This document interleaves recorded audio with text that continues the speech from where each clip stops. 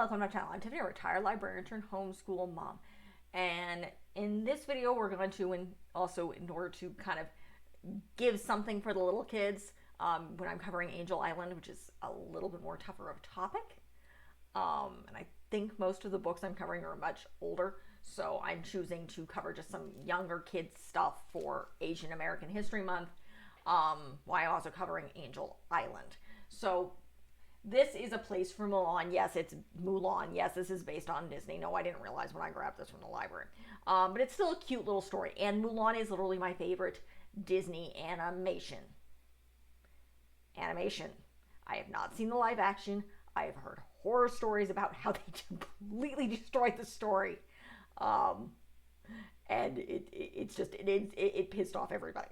So, but there are various other YouTubers who are better and explaining all of that. In fact, I watched a rant by a Canadian sci-fi author who's Chinese descent rant and rave about that live action and rave about the animation, despite the fact it's inaccurate. It's at least good.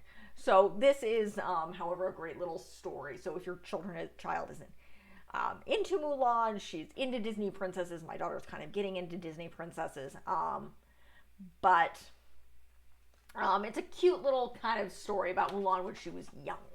At least the story thing. Again, this is Disney. It's written by Marie Chow and illustrated by Jasper Shaw. So let's see if the author's actually Asian. Let's see. No, not from what I can tell. The artist is Chinese. That's at least good. I cannot tell if, well, obviously she must be. They had their name in Chinese in here.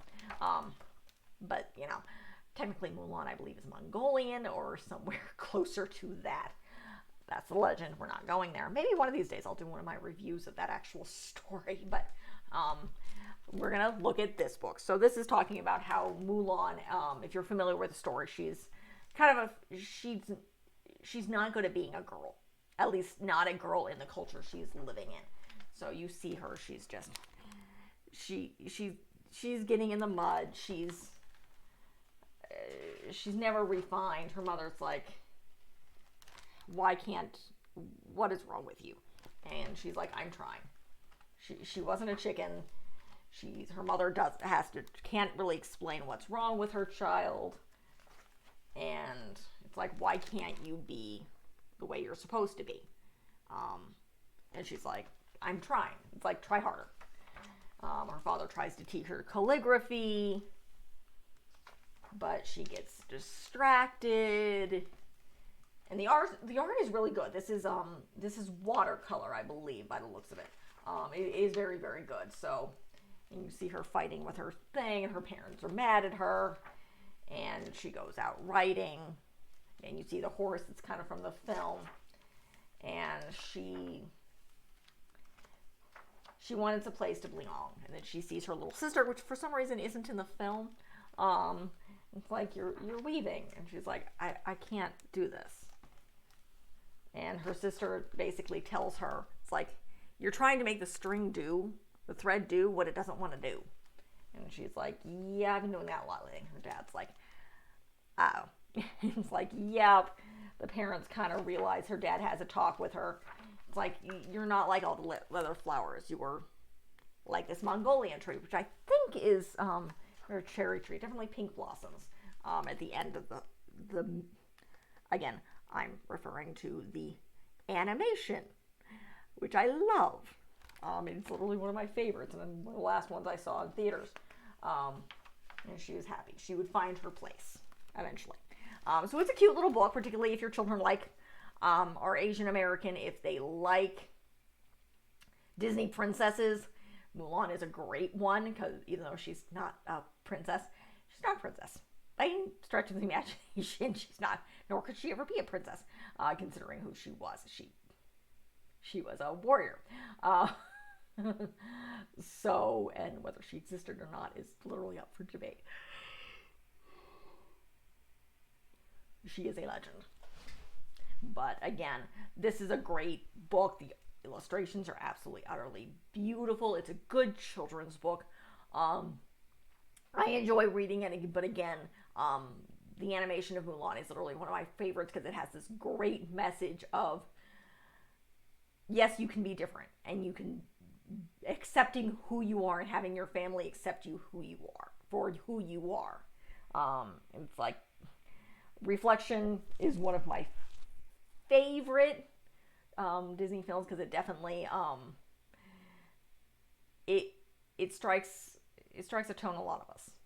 So I do love that, and this is pretty much what this is. It's I am different and accepting who she is. So it's almost a mini version of the film in a sense, without the whole battle thing of yes, you're different, but our family is going accepting who you are. So which is again a great message whether you're of Asian descent or not. So that's the end of this video. Oh.